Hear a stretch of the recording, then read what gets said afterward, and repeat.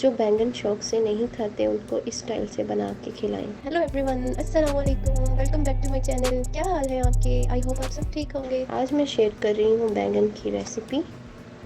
मैंने यहाँ पे साबुत धनिया लिया है 1 टेबल स्पून, और 1 टेबल स्पून मैंने ज़ीरा लिया है, जिसे मैं लाइट सा भून लूँगी।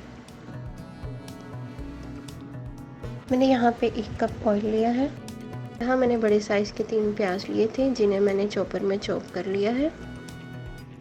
अच्छा, ये यहाँ अहमद लहसुन छील के दे रहा है।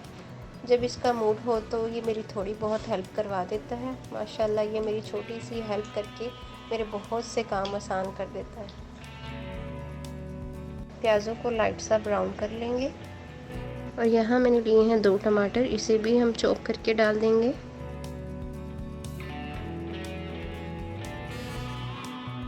और साथ में 4-5 पत्ते मैंने कड़ी पत्ते के लिए थे, इससे बहुत अच्छा टेस्ट आता है। अगर आपके पास है तो आप डाल दें, अगर नहीं है तो स्किप कर दें। और अब मैं यहाँ पे डाल रही हूँ 2 टेबल स्पून अदरक का और 2 टेबल स्पून लहसुन का, और साथ में जो ज़ीरा और साबुत धनिया हमने भून के रखा था वो भी इसमें डाल देंगे।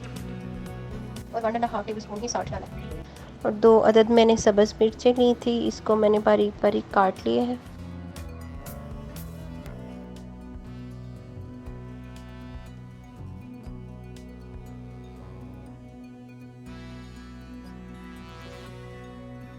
और 1.5 टेबल स्पून मैंने इसमें चिली पाउडर डाला है।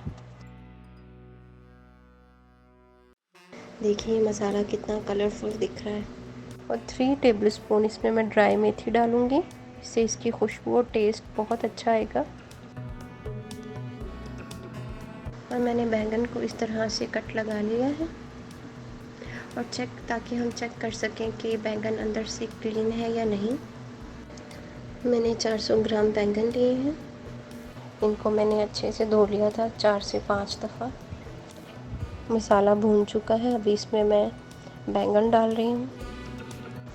इस रेसिपी में मैंने छोटे वाले बैंगन यूज़ किए हैं।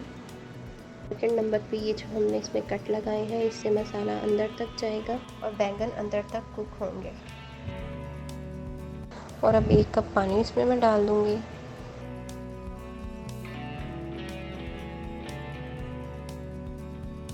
और साथ ही इसमें आलू भी मैं डाल दूँगी। और यहाँ मैंने 2 आलू लिए थे, जिनको मैंने इस शेप में काट लिया है।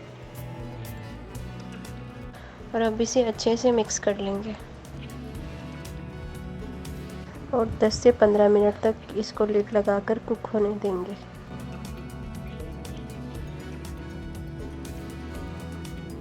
और 1 टीस्पून मैं इसमें चिली फ्लेक्स डाल रही हूँ।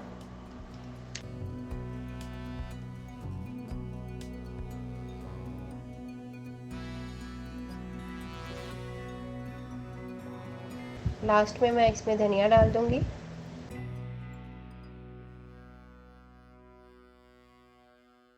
तो ये रेडी है मज़ेदार बैंगन, ज़रूर ट्राई करिएगा और कमेंट करके बताइएगा कि मेरी ये रेसिपी कैसी लगी।